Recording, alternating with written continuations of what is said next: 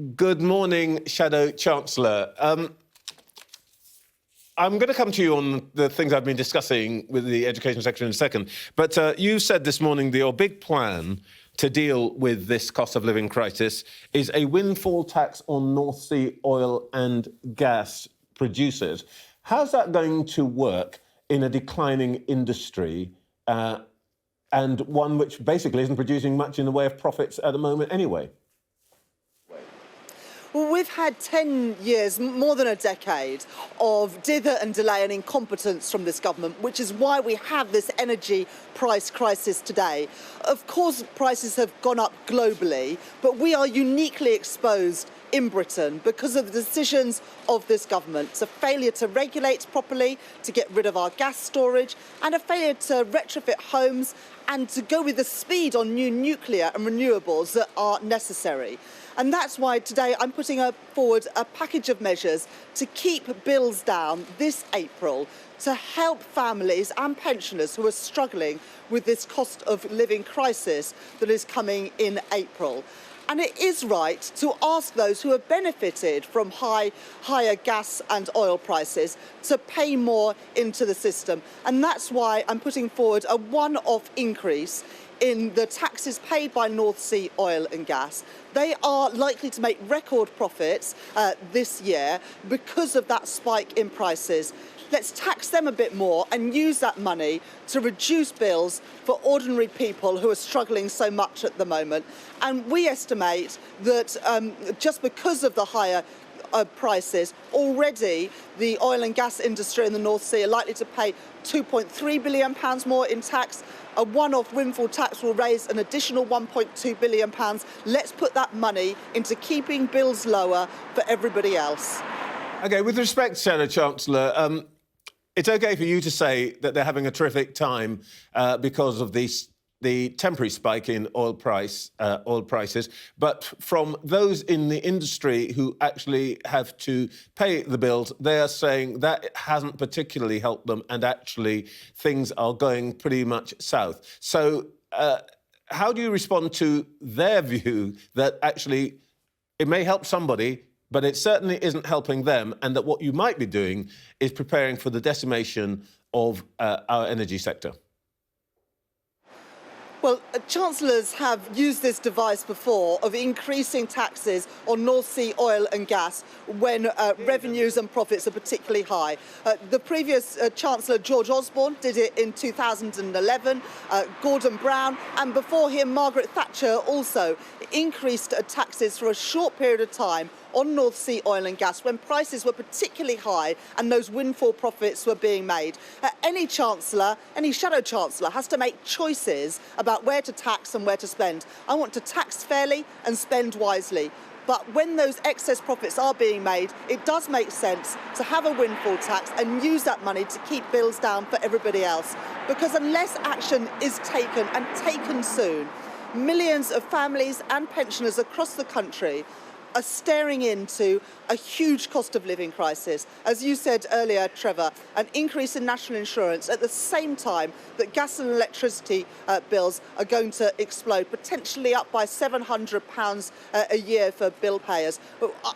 We cannot stand by, as the government are currently doing, and allowing those price increases to go ahead when action can be taken now to reduce bills, especially for those who are the squeezed middle on lower incomes, pensioner families as well.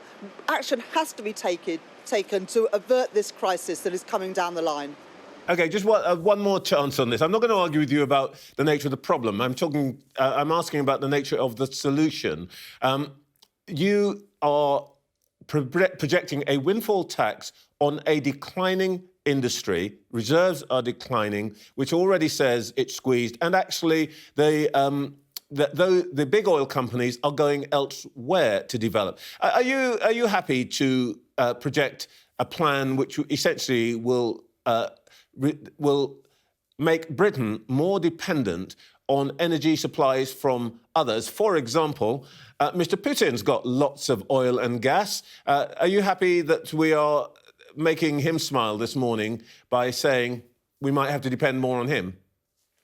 My plan, Trevor, is the exact opposite. We need to wean ourselves off imported gas from Russia and Qatar and elsewhere. And that's why in the plan that I'm setting out today is also a big boost in investment in renewables and in nuclear, in our hydrogen industry. So we are not reliant. That is why the UK is uniquely exposed, because the government got rid of the gas reserves, has dithered and delayed for over a decade on new nuclear and in investment in renewables. And as a result, we are particularly exposed to that imported gas from countries like Russia, who do have us over a barrel. And that is why, as well as a short-term action to keep prices down, we've got to retrofit homes, speed up that investment in new nuclear and renewables, and ensure that we are never in this position again. Because as I say, the UK is uniquely exposed to these rising gas prices because of a failure for over a decade now by this government to take action. And that's why Keir Starmer and myself, working with Ed Miliband,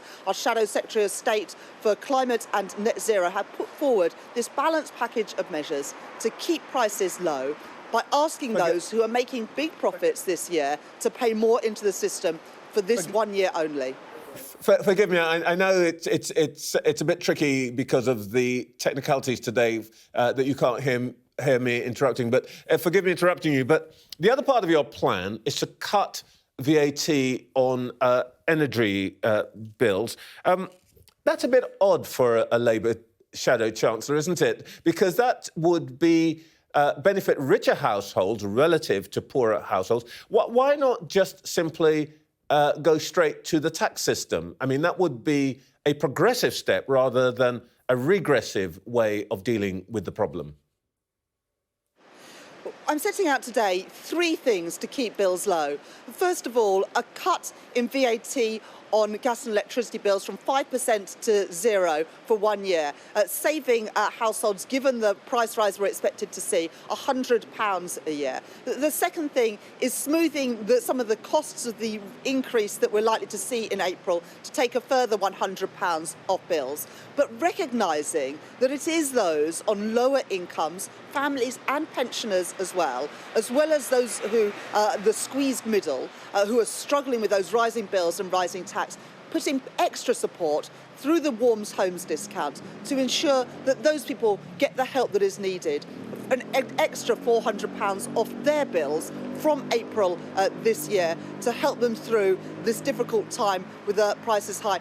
And you'll know, Trevor, that the Prime Minister was the biggest advocate for cutting VAT on gas and electricity bills during the European referendum. But now, when cutting those bills would make more difference than ever, the Prime Minister says no.